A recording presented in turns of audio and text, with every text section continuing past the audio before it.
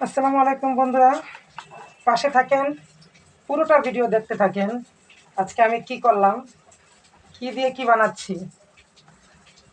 এখানে কিন্তু হলুদের গুঁড়া, মরিচের গুঁড়া, ধনিয়া গুঁড়া দিয়ে দিলাম, আরেকটু দিয়ে দিলাম। আসলে এখানে আমি আজকে এমন একটা জিনিস বানাবো যে জিনিসটা দেখলে আপনারা বলবেন যে এটা কি মানুষ খেতে পারে। আসলেই খেতে পারে। যে কখনো এটা খায়নি সেও খাবে। এই যে সামান্য পরিমাণে রসুন বাটা, সামান্য পরিমাণের আদা বাটা, অবশ্যই আদা রসুন বাটাটা দিতে হবে। সব ধরনের মশলা আমরা দিয়ে দিলাম। এখানে কিন্তু আছে আরেকটু দেব, এই যে পেঁয়াজ বাটা, কাঁচামরিচ বাটা, এখানে দুইটা একসাথে মিক্স করা আছে।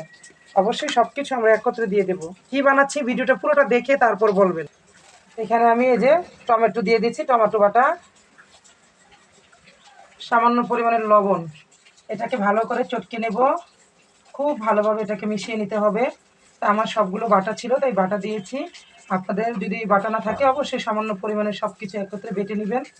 এটা যে কত দুর্দান্ত মজাদার একটা খাবার হচ্ছে, না দেখলে বুঝবেন না।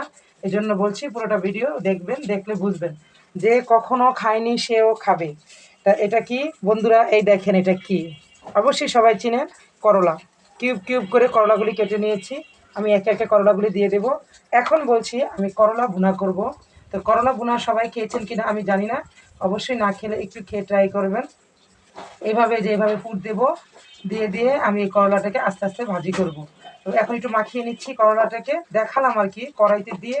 অবশ্যই আমি এই পুরোটা করলাতে মাখিয়ে নিচ্ছি। কড়াইতে যখন দেব পুরটা আস্তে আস্তে দিয়ে দেব কড়াইয়ের ভিতরে, তাই আমি আপনাদেরকে দেখালাম।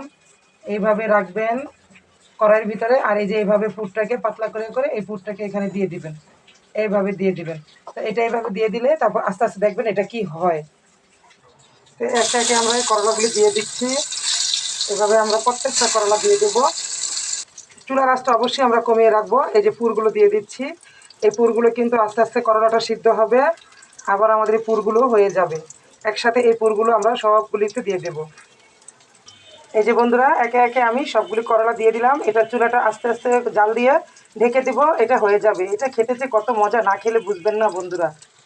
কলেজের ভাই বোনেরা, এই যে আস্তে আস্তে হতে হবে। এই দেখছেন, এই দেখেন, এই দেখছেন কত সুন্দর লাগছে না করলাগুলি দেখতে। এইভাবেই ভাজতে ভাজতে আমরা এই করলাটাকে সিদ্ধ করে ফেলবো। চুলাটা আঁচ কমিয়ে দিতে হবে। কত ভালো লাগছে না দেখতে, খুব লোভনীয় স্বাদ হবে এটা খেতে, আর দেখতে খুব ইয়ামি ইয়ামি মনে হচ্ছে, তাই না? অবশ্যই আপনারা এইভাবে ঢেকে ঢেকে আস্তে আস্তে এটাকে রান্না করবেন। বন্ধুরা দেখেন আমাদের এটা কিন্তু সম্পূর্ণ হয়ে গেছে, দেখছেন?